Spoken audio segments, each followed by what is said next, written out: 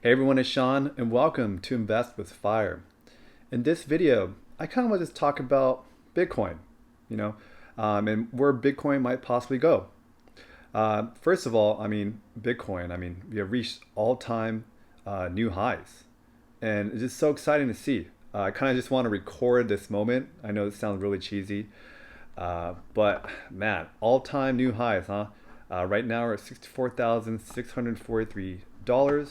It's kind of our first day candle or wick, shall I say, that went past the previous all-time high. And this is really good to see, obviously, right? If you have Bitcoin is going up, um, but just on a technical perspective, this kind of just shows that this bull run is definitely not over, because you don't have a dead cat bounce with this other bounce going higher than the previous bounce, usually. But of course, Bitcoin is super volatile. We don't really know what's going to happen, and no one really knows what's going to happen. So yeah, but I just want to record this historical moment. I know it sounds cheesy too, um, but there's just a wave of money coming in to the space, right? Especially with the Bitcoin ETF futures coming in. What I'm hearing is that there might be an Ethereum ETF coming in pretty soon too. So very fun times. Now, on to the next battle, right? What is the next battle? It's definitely going to new all-time highs, right? And over $100,000. That is the next journey.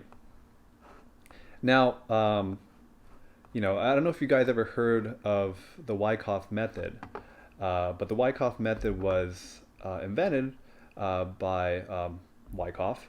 And what he did was that he studied the stock market and the charts, and he observed just patterns that repeated over and over.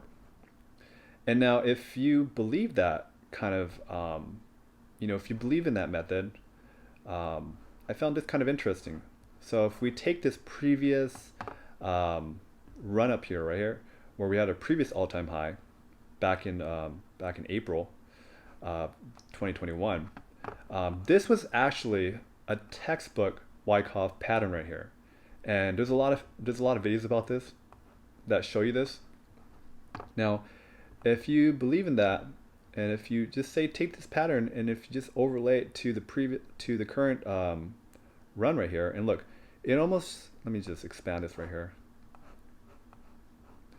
You can see that this pattern actually kind of overlays in this piece right here, right? You have this little blip out right here, and I could just put this previous bull run up here and overlay it.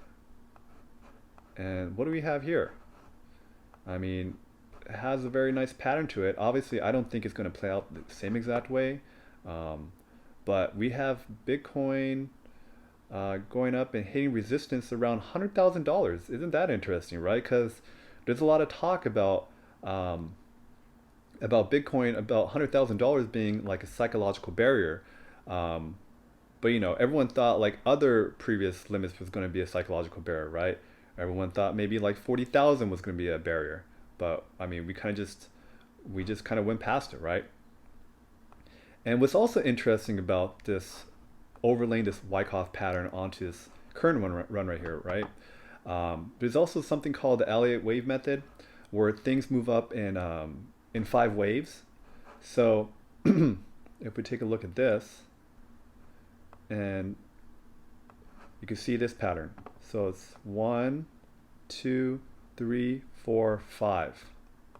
Let me just change this color right here. So 1, 2, 3, 4, 5. And what they usually say is that the third wave, this wave right here, is the biggest wave. And just according to this, it looks like we're in the biggest wave right now, right? We're going up and up.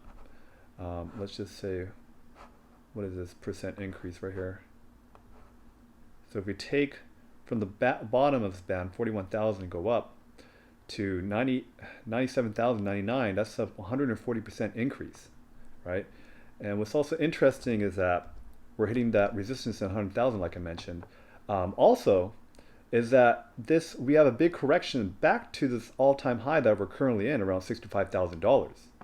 So I definitely see that this is definitely a support line right here, around $65,000. I mean, it's the previous all-time high, right? Um, so that's quite interesting if we overlay this pattern onto it. And then we have it, this first kind of peak right here is at 133. This is at 144. And the final peak is at $149,000. Incredible. Now, if we look at some logarithmic growth bands for Bitcoin, it's also interesting that this pattern is in the upper part of the band, right? Right here. So, I mean, this looks plausible. If there's almost looks like a plausible situation where Bitcoin can ultimately go in this future market cycle peak. It's kind of eerie, like how this pattern almost just fits in perfectly of what could possibly happen with Bitcoin. Um, and let me just show you with these logarithmic growth bands is that they tend to show where the market cycle peaks are in Bitcoin and other cryptocurrencies too. But just for example, Bitcoin, right? So back in 17 and 18, um, this band predicted that the market cycle peak would be this upper band. But this band, of course, is just an indicator. Doesn't mean you should use this band and trade off it, because there's only a couple points of reference that this band has. But anyways, it is definitely something to use and to build a case of where you think Bitcoin might go.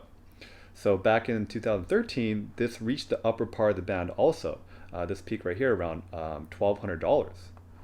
So it is pretty fun to just think about where Bitcoin can go, right? I mean, right now my Bitcoin position is just riding.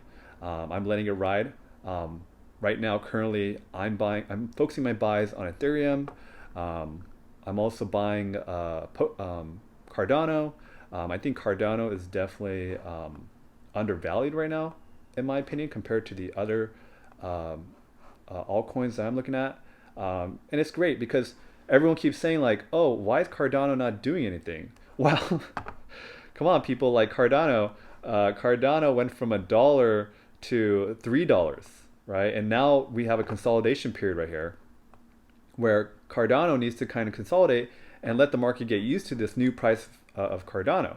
And just not too long ago, Cardano was at a couple cents right here, 0.09 cents, right? And we went from 9 cents to $1.45, and that's a $1,700 17% increase. Sorry, I can't even talk right now.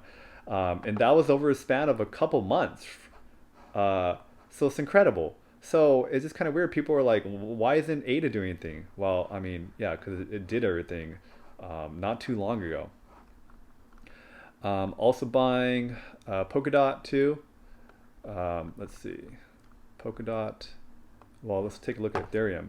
Ethereum, I mean, so in these boxes right here are averages I calculated. I have an interesting video about that where I looked at all the previous fourth quarters with Ethereum and just see how it, what averages, what it on average, what did Ethereum do? And these are my predictions. But of course, these are just averages, and this doesn't take into account of like the market cycles. But I just want to see the averages. And right now we're in this box right here. We'll see. And this box kind of predicts on average. So it could go out of it, it could go below it, but on average, Ethereum has increased by 27% in the fourth quarter. And on average, Ethereum has this is actually should be 252% is the average that Ethereum has increased after the fourth quarter to the peak right here. And on average, it increased about 141 days. So this kind of just gives me an idea of where Ethereum is going to go. And another cryptocurrency I'm looking at is Polkadot too. This looks like this is a good project too. And I'm just closely monitoring that. And I'm also buying privacy coins, Pirate Chain.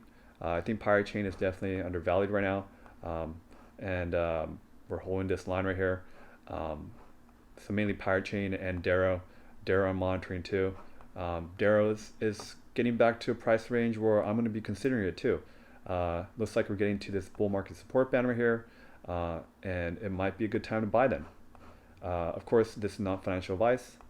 But anyways, that's my plan overall. Anyways, like the video if this was helpful. Subscribe for more helpful content, and I will talk to you guys later. Thanks. Bye.